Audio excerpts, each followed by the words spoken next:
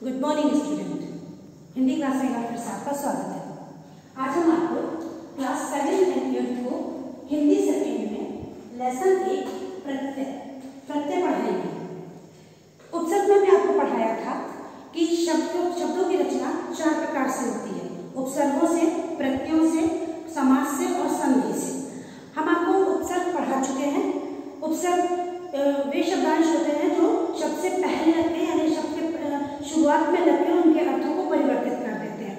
और दूसरा है आपका प्रत्यय। प्रत्यय वे शब्दांश होते हैं जो किसी भी शब्द में के अंत में लगते, यानी शब्दों के बाद लग के उसके अर्थ में परिवर्तन या चमत्कार या विशेषता उत्पन्न कर देते हैं।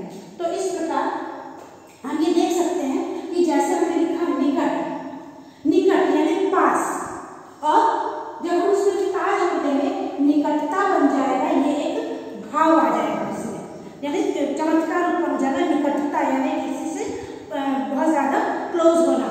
फिर है आपका कड़वा एक शब्द है अपने में पूर्ण, लेकिन उसमें आहट जोड़ दिया, कड़वाहट, ये भी भाववाचक संज्ञा में बन जाता है। फिर है चढ़ाई।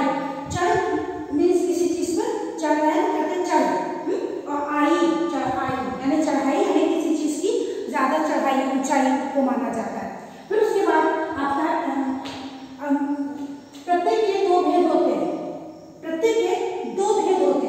सबसे पहला है कृत प्रत्यय और दूसरा है तदधित प्रत्यय। कृत प्रत्यय वे प्रत्यय होते हैं जो जिनमें ये क्रिया और धातु शब्दों के साथ जो यूज किए जाते हैं, उन्हें हम कृदंत भी कहते हैं। इस तरह जो शब्द वे शब्दांश जो क्रिया शब्दों के और धातु शब्दों के बाद लगाए जाते हैं, उनमें प्रयोग किए जाते हैं धातु शब्दों में, वो कृत प्रत्यय कहलाते हैं और उन्हें हम कृदंत भी कहते हैं। उसके बाद आता है आपका तदधित प्रत्यय। दूसरा तदधित प्रत्यय। तदधित प्रत्यय आपका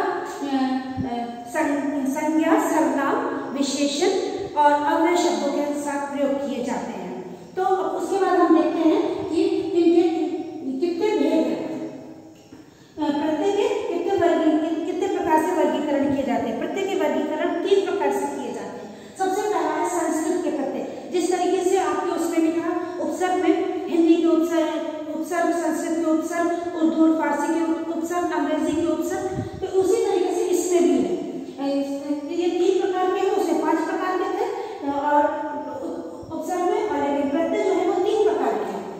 3 प्रकार के प्रत्यय होते हैं, जिसमें सबसे पहला संस्कृत के प्रत्यय। संस्कृत के प्रत्यय में हम आपको बहुत ज्यादा नहीं, किताब में बहुत ढेर सारे, लेकिन हम आपको समझाने के लिए केवल 2 लेके आए, 2 और 3।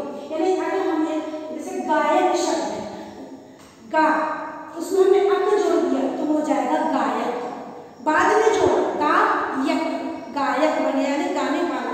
गा में जैसे हम कहते हैं कोई चीज करेगा, गा शब्द है, उसमें यक जोड़ दिया, अक जोड़ दिया तो बन गया गायक।